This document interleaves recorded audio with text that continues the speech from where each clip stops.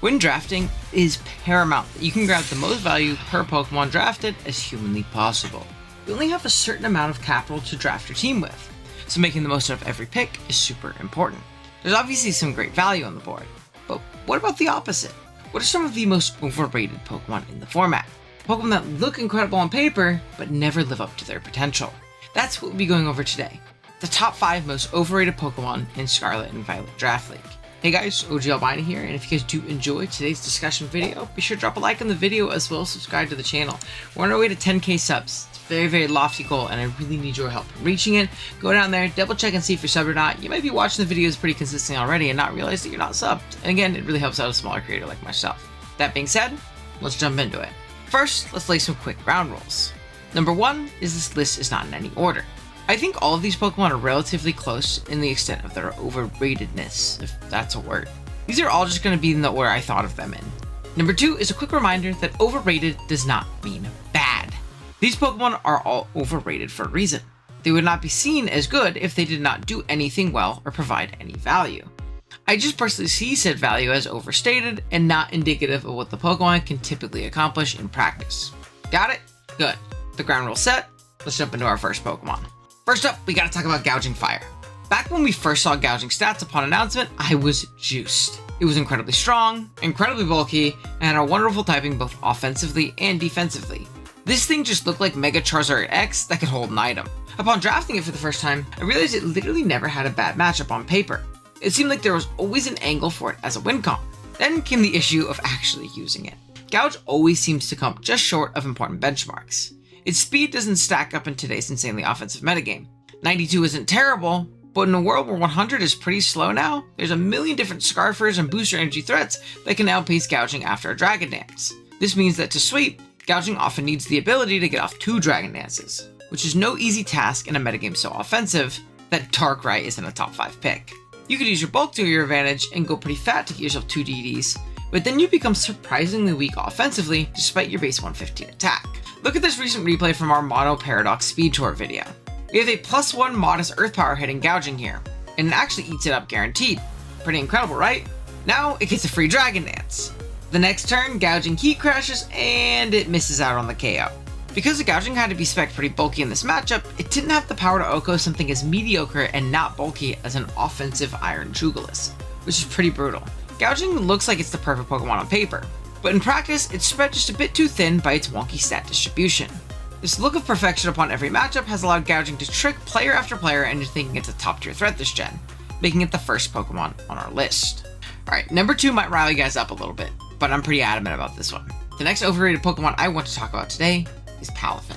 Now, once you get Palafin going, it's incredible. Don't get me wrong. Jet Punch is a silly strong move for something with priority.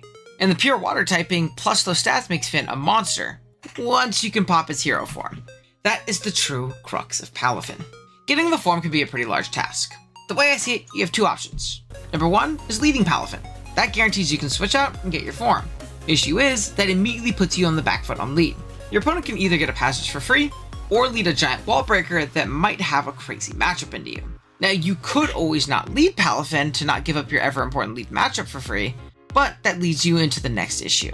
Now you have to find a position in the middle of the high octane game to switch in your Palafin for free on a nothing turn and switch it back out. SP draft is inherently very offensive and very fast paced, so finding a free opportunity to do so against skilled opponents can be really difficult. But even then, let's say hypothetically you have some crazy offensive momentum and you get that free switch into Palafin on a U-turn or Volt Switch. Now in order to pop your form, you have to give up the great offensive momentum you had just now. All this just to be able to use your best Pokemon. Now, I'm not saying Palafin is bad at all, by the way. It's obviously incredibly powerful. It wouldn't have the ability it has otherwise.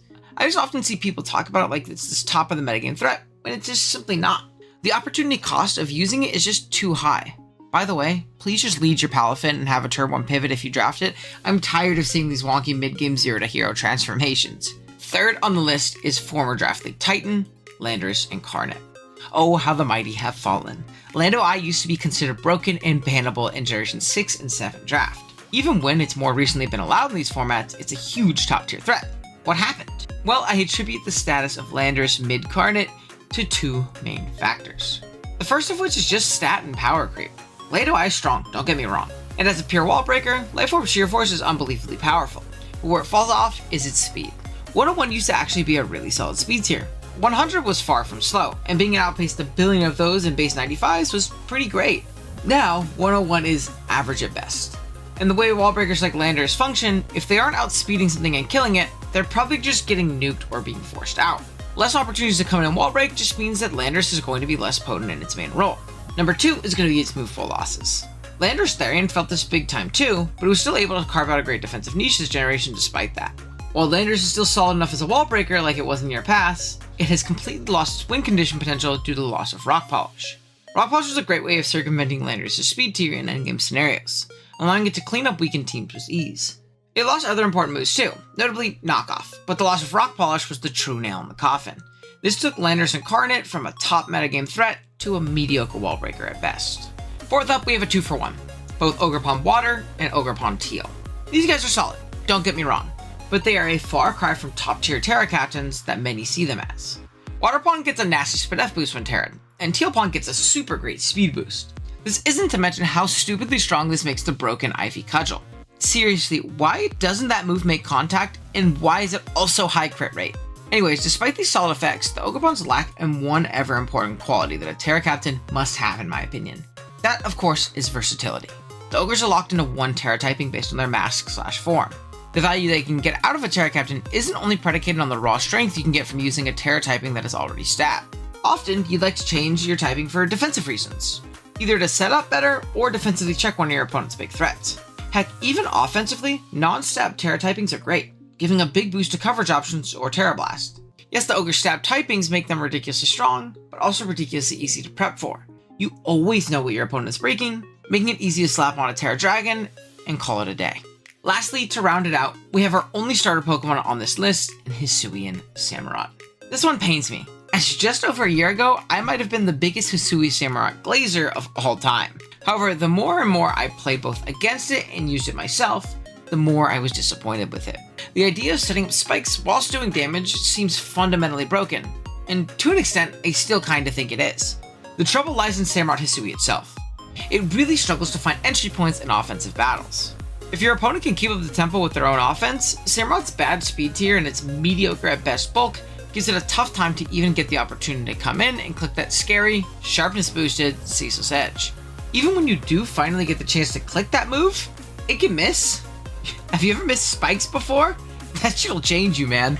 Now again, I don't think Hamrot is bad per se. It's just overrated and overpriced. It's often thought of by many to be an integral piece on the teams it's picked on, for a big price I might add.